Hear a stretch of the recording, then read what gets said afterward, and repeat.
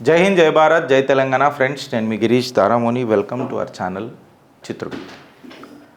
ఢిల్లీలో facial recognition technology వాడుతున్నారు. ప్రొటెస్టర్లు ఎవరెవరు ఉన్నారో వాళ్ళకు గడ్డపారదించే ప్రయత్నం చేస్తున్నారు. చాలా నిజంగా చెప్పాలంటే ఆనందం. బీహార్లో కొంచెం జర సున్నితంగా బిహేవ్ చేస్తున్నది Bharatiya Janata party. By elections ఉన్నాయని ఇదే ఈ డోగ్లా పని అని కొంచెం జర ఇబ్బందికరంగా ఉంటుంది. ఫేషియల్ రికగ్నిషన్ టెక్నాలజీ ఢిల్లీలో ఉపయోగిస్తున్నప్పుడు ఎఫ్ఐఆర్ విత్డ్రాలు బీహార్లో జరుగుడు కరెక్టా? So let us debate. Welcome to the political calculus of protest management in India. ఇక కొత్త కోర్స్ వచ్చింది, మీరు కూడా జాయిన్ కావాలా. దాని పేరేంది? ప్రొటెస్ట్ మేనేజ్మెంట్ ఇన్ ఇండియా అని. దీని క్యాలిక్యులస్ ఏముందో చూడాలి. మ్యాథమెటిక్స్ ఉన్న పూరలకు జర అర్థమవుతుంది. Whenever you want to integrate అది యూజ్ చేస్తాం కదా ఇట్లా.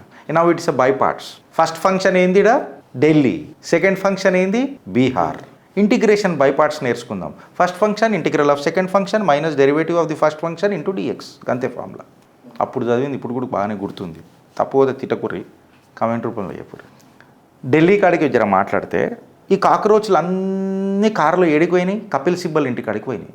కపిల్ సిబ్బల్ ఒక యూనిక్ పొజిషన్ తీసుకున్నాడు. Of course is a prominent lawyer, there is no doubt about it. మళ్ళీ ఆయన కాంగ్రెస్ పార్టీయా, సమాజ్వాదీ పార్టీయా, ఏ పార్టీయో నాకు తెలియదు, కానీ ఆయన రాజ్యసభనైతే మాత్రం అందరూ అప్రూవ్ చేస్తారు. ఎందుకంటే అందరికీ పని పడుతుంది కదా కపిల్ సిబ్బల్. మరి వెనుకటికి యూపీఏ సర్కారులు ఉన్నప్పుడు కూడా ఆయన హెచ్ఆర్డీ మినిస్టర్ ఉండే, లా మినిస్టర్ కూడా ఉండే మన్మోహన్ సింగ్ క్యాబినెట్లో. ఇది అందరికీ తెలుసు అని అనుకుంటాను. అయితే ఇప్పుడు సడన్గా కపిల్ సిబ్బల్ చుట్టూ ఎందుకు తిరుగుతున్నది? అని కపిల్ సిబ్బల్ 1 crore ఫండ్ ఇస్తానన్నాడట కాక్రోచ్లకు, లీగల్ ఫండ్, లీగల్ కేసులు కొట్లాడనీకే etcetera etcetera or whatever it is fund. 1 crore దేతున్నాయి అని చెప్పి, కోకా అని చెప్పేసాడు. ఎవరు? కపిల్ సిబ్బల్ గారు. Now the question is, Kapil Sibal గారికి ఇంత ఉత్సాహం ఎందుకు? సడన్గా ఈ కోరిక ఎందుకు? ఆయన ఎప్పుడైనా కేసు కొట్లాడతానన్నాడేమో, కానీ 1 crore ఫండ్ అని చెప్పి నేను ఎప్పుడు కూడా మాట్లాడలే. హెచ్ఆర్డీ మినిస్టర్ ఉండే, లా మినిస్టర్ ఉండే, ఇప్పుడు ప్రైమ్ మినిస్టర్ కావాలని మన ఆశలు లేచినాయా? ఎట్లయితాడు గిరీష్? జరాగుండ్రి, కళలు ఉంటాయి అందరికీ. చెప్తా. ఫర్ ఎగ్జాంపుల్, బంగ్లాదేశ్లో ఆ యూనిస్ గాడికి ఏమన్నా ఉండేనా? అసలు యూనిస్ గాడికి ఇట్లా ఏమన్నా ఉండేనా? కేవలం అమెరికా తొత్తైనందుకు వాడిని ఇంట్రిమ్ గవర్నమెంట్ అధ్యక్షుని చేసి పడేసారు, ప్రెసిడెంట్ చేసి పడేసారు. ఎప్పుడైతే ఇంట్రిమ్ గవర్నెన్స్ వస్తుందో, నేపాల్లో చూడుండ్రి మీరు, బంగ్లాదేశ్లో చూడుండ్రి మీరు, ఆడెవడు ఏందని అనేది కాదు, పెట్టేస్తారు. పొలిటికల్ కేర్ టేకర్ అంటారు. అట్లనే నేపాల్లో కూడా ఒక ఫీమేల్ జడ్జిని కేర్ టేకర్ లాగా పెట్టిండ్రు. మేబీ మళ్ళీ మనోడు కూడా కేర్ టేకర్ అయిదామని చెప్పి కపిల్ సిబ్బల్ గారి ఒక కోరిక ఉండొచ్చు. సో కపిల్ సిబ్బల్ ఇన్వాల్వ్మెంట్ అని అంటేనే, first of all Kapil Sibal గారు ఏదైనా కేసు కొట్లాడుతున్నారు అంటేనే ఒక పెద్ద కాంట్రవర్సీ. అందులో ఫైనాన్షియల్ డీల్స్, అది కూడా స్టూడెంట్ ప్రొటెస్టర్లకు అని అంటే ఇది కాంట్రవర్సీ మ్యాక్స్ ప్రో. కరెక్టా రాంగా? నేను వ్యతిరేకిస్తానా సమర్థిస్తానా అని నేనైతే ఆబ్వియస్గా సమర్థించా కపిల్ సిబ్బల్ గారి కేసులని. నా పర్స్పెక్టివ్ అది. జేఎన్జీ లాయర్స్ అసోసియేషన్ అని ఉన్నది, Mumbai based young lawyers association. వీళ్ళు లీగల్ నోటీసే పంపించారు ఈ ఆరోపణల మీద. ఒక కాషనరీ నోటీసే సిబ్బల్ గారికి, కాక్రోచ్ పార్టీకి కూడా. ఏందనంటే, ఎవడెవడైతే ప్రొటెస్టర్లు ఉన్నారో వాళ్ళ బ్యాక్గ్రౌండ్ చెక్ చేయకుండా మీరు ఇష్టం వచ్చినట్టు వాళ్ళకు సపోర్ట్ చేస్తానంటే you will have to face legal challenges అని చెప్పిండ్రు. నోటీస్లలో క్రిమినల్ ప్రొసీడింగ్స్ కూడా మాట్లాడిర్రు అగైన్స్ సిబ్బల్, అండ్ ఆయన లైసెన్స్ కూడా రివోక్ చేస్తామని చెప్పి ఏదో మాట్లాడారు. ఇప్పుడు వీళ్ళు మాట్లాడినంత మాత్రాన అవుతుందా అని అంటే, కపిల్ సిబ్బల్ ఏం ఆషామాషి వ్యక్తి కాదు, హానెస్ట్గా చెప్తున్నా.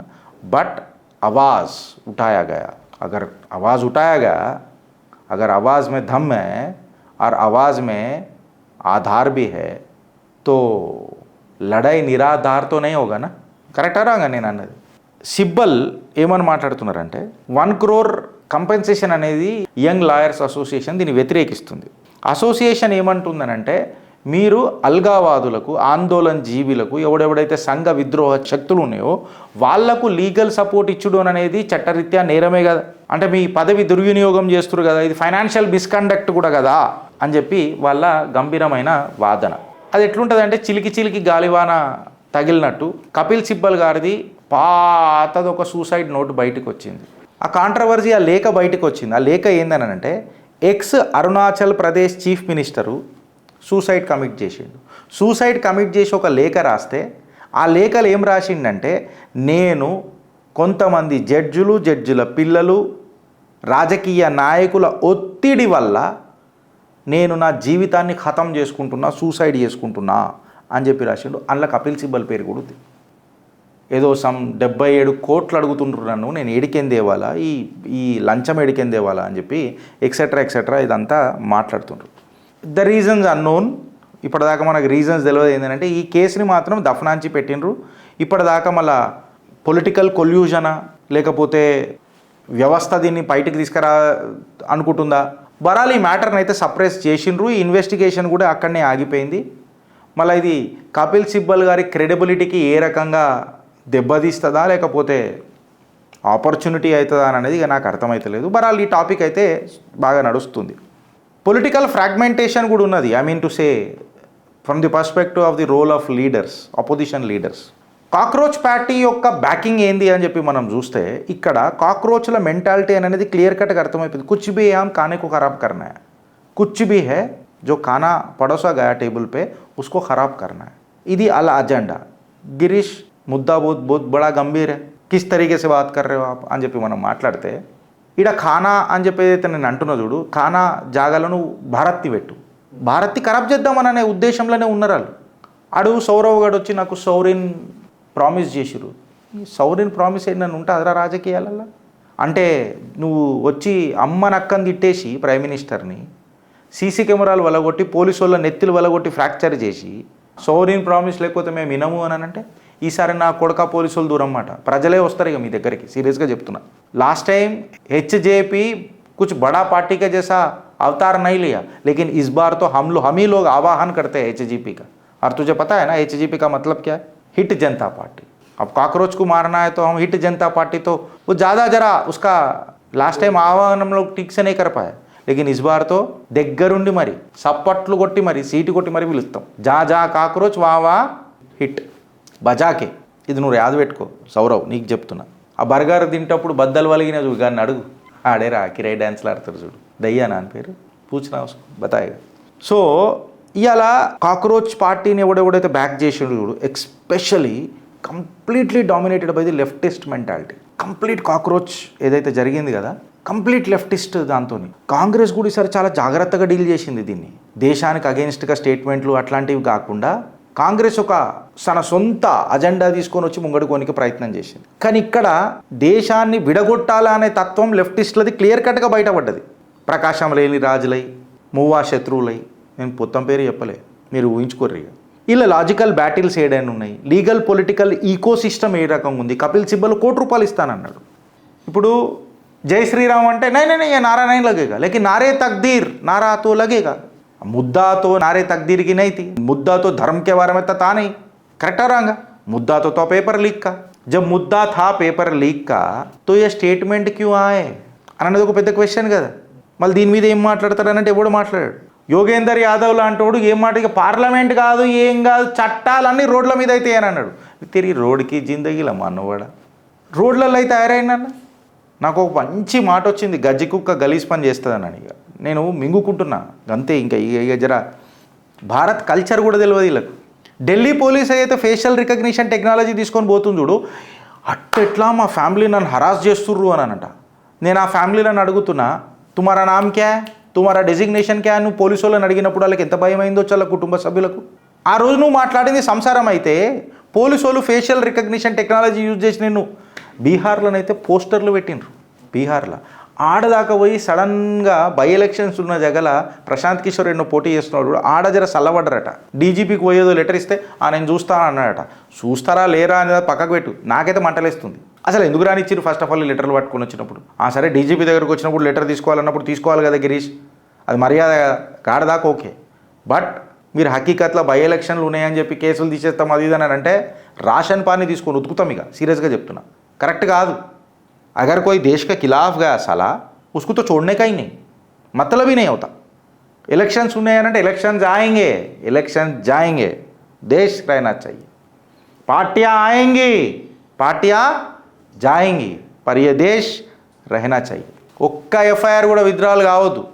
బద్దల్ భాషింగాలు కావాలి. బీహార్లో కొడితే అలా బద్దలు వలిగితే నాకు తెలిసి భాగ్యనగరంలో చీక్స్ ఉన్నా చెయ్యి అమరు. मैं नीलाफर కేఫ్ जाऊँगा, చాయ్ పియూంగా, బన్మాస్కా ఖాऊंगा. అట్లా వలగొట్టురు ఒక్కొక్కటి. మేము నీలఫర్ ఎందుకు పోవాలా? మేము మన చామ్నార్ వాళ్ళం కదా. మేము నిమ్రా కేఫ్లో తాగుతాం. చలో భాగ్యలక్ష్మి దర్శనం చేసుకొని నిమ్రా కేఫ్లో తాగుతాం. వదిలిపెట్టే ప్రసక్తే ఉండొద్దు. అగర్ బీహార్లో ఢిల్లీలో మంచిగా చేస్తారు, దర్యాప్తు గట్టిగా అవుతున్నది, నిజంగా గట్టిగా అవుతున్నది. నాకు నిజంగా జోష్ వస్తున్నది. సర్కాస్టిక్ వీడియోలు వెనకటికి మేము చేస్తుండే, నేను మళ్ళీ మొదలెడదామని అనుకుంటున్నాను. నేను సీరియస్గా మొదలెడతాను. జోష్ వస్తుంది కాక్రోచ్లను చూసి.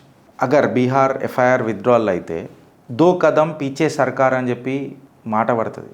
అపోజిషన్కి స్లోగన్ వస్తుంది.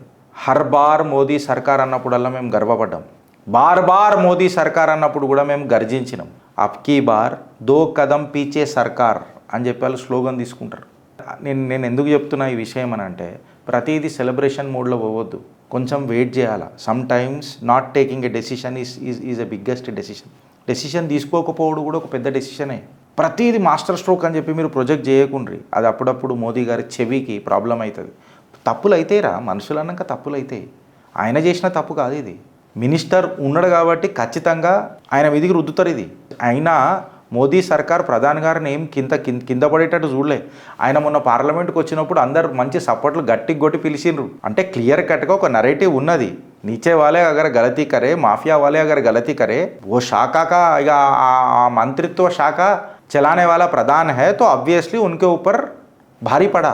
అది ఫ్యాక్ట్. అది now he has been an escape boat to that or escape goat to that. Time will decide. Eventually రాజకీయాలలో ఇవన్నీ కామన్. మీరు ఎక్సైట్ అయిపోకుర్రు అని అంటున్నా అనవసరంగా. సమ్ టైమ్స్ బీ కామ్, సైలెంట్గా ఉందాం. ప్రజలల్లో ఒక నరేటివ్ పోవద్దు, మోదీ సర్కార్ చాలా ఆడమెంటర్ అని. వాళ్ళు అదే చూస్తున్నారు డిజిటల్గా. జర్మన్ కుక్ అన్నాడు కదా వెనకటికి, మోదీ డిక్టేటర్ అని. And they will prove this time digitally. And they convert this digital energy of social media into a protest synergy. చిత్రగుప్తులో నేను మొన్న కూడా మాట్లాడినా. సో నువ్వు అప్రమత్తంగా ఉండు, ఎక్సైట్ కాకు దయచేసి. నీ ఎక్సైట్మెంట్ వల్లనే, నీ గుడ్డి భజన వల్లనే 240కి వచ్చినాం.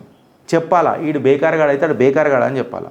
ఆడు బేకార్గాడు కానీ మంచోడు కానీ ఈ అమ్మ నీకు పదవి వస్తుంది అని చెప్పి మా అన్న మంచోడు పిత్తుల సంచోడు నడవదు అట్లా. అర్థం చేసుకుందాం, అడుగులేద్దాం, ఆలోచిద్దాం, లేదా నువ్వు నేను అందరం కలిసి అనుభవిద్దాం. భారత్ మాతాకి జై.